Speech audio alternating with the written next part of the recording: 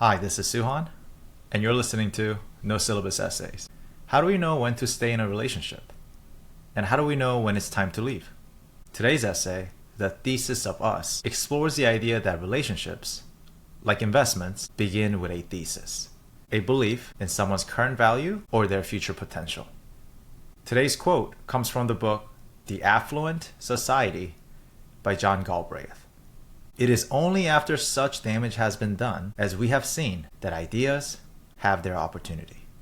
Earlier this year, I was indirectly invited to a New Year's party, aka +1.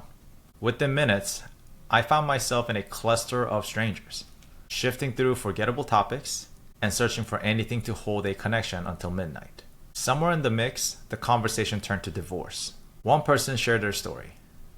A 5-year relationship, married for 2 years, and now in their early 30s, dating again felt daunting. 6 months later, a close friend faced a similar situation. 12 years together, married for 2. Different timelines, same outcome. Similar to investments, all relationships begin with a thesis, such as a belief in potential, character, or intrinsic worth.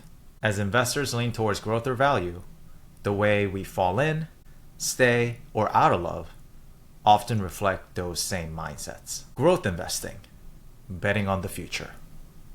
A simplified definition of growth investing is the pursuit of companies with exceptional future potential.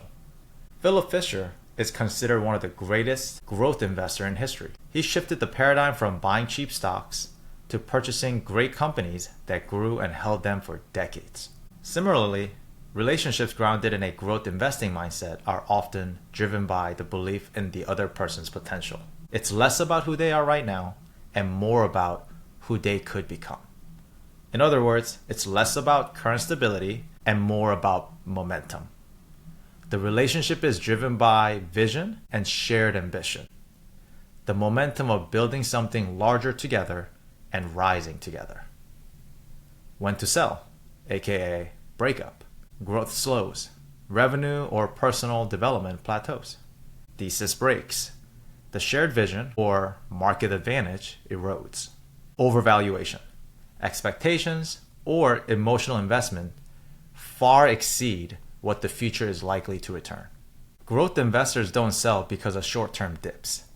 They sell when the story no longer holds. In love, that might mean realizing that the future you imagine together is no longer realistic or even desirable. Divorce, in the context of investing, isn't failure, but rather a rebalancing of the portfolio. While it may be difficult, there is wisdom in knowing when the potential has run its course and to cut ties. Value investing, believing in what is.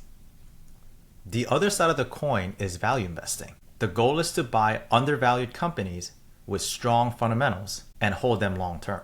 In other words, value investing is about the intrinsic value of an asset, grounded in the fundamentals of what it is today. The desire is that over time, the gap between value and price will close, and that you have the time and temperament to wait for that convergence.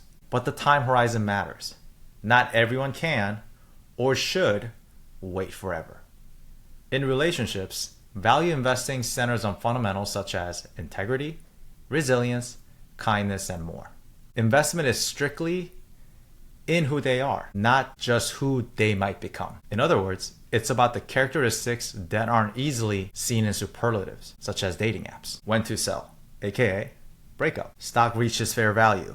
The upside has played out, aka different stages of life. Thesis breaks. The person isn't who you believe they were, or the relationship has changed fundamentally.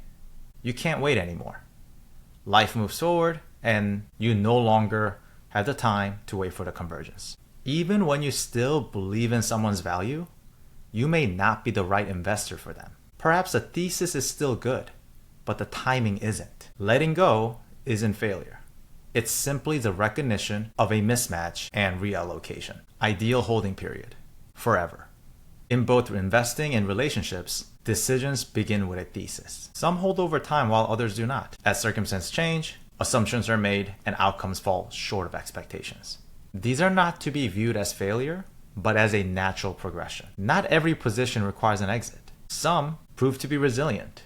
The fundamentals may bend but do not break, keeping the original reasoning alive. In these cases, continued investment is not a matter of attachment, but of ongoing merit. Warren Buffett once said, "Our favorite holding period is forever." Not because permanence is the objective, but because when the thesis continues to hold, there may be no reason to leave.